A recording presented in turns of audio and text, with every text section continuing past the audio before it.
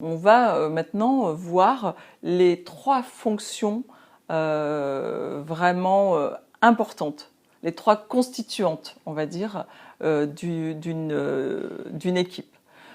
Une équipe, c'est un lieu où il doit s'exprimer de la solidarité dans l'action, où il doit s'exprimer une sécurité affective, où ce doit être un lieu d'échange et de réflexion.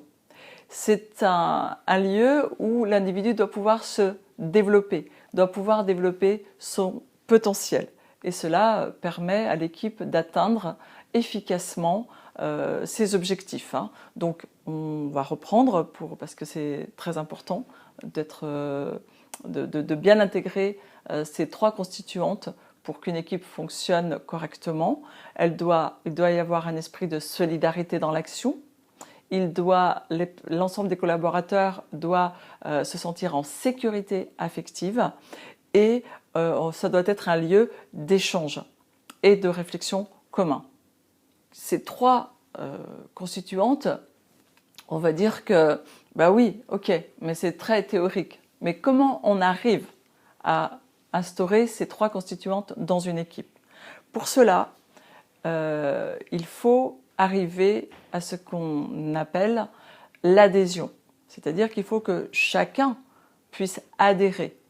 Donc cela veut dire qu'il faut qu'il y ait des buts communs entre les personnes et que les personnes puissent tendre vers ces buts ensemble. Donc il faut qu'il y ait l'adhésion du groupe. Ensuite, il faut qu'il y ait de la confiance. C'est-à-dire qu'au sein de l'équipe, il faut qu'il y ait des qualités humaines qui favorisent l'expression de chacun, sans jugement, que chacun a le droit d'avoir son avis, que son avis est pris en considération, etc., etc. Il faut qu'il y ait également une tolérance forte, c'est-à-dire qu'on a le droit de se tromper, on a le droit de tester des choses et pour cela, on est accompagné, c'est ok et on peut continuer à avancer.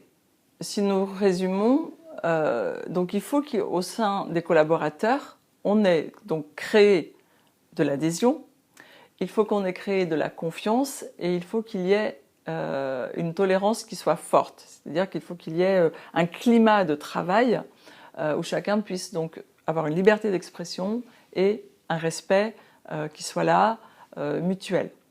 Mais pour cela, le manager, lui, il faut qu'il ait développé plusieurs conditions. Et une des conditions, c'est qu'il faut qu'il ait développé de l'estime et une capacité d'adaptation.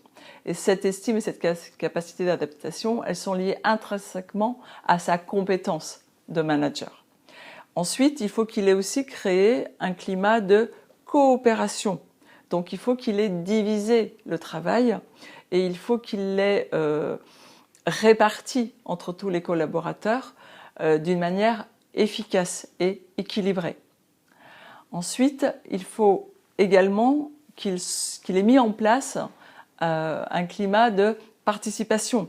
C'est-à-dire qu'il faut qu'il ait mis en place une structure où il peut mettre en place de la délégation.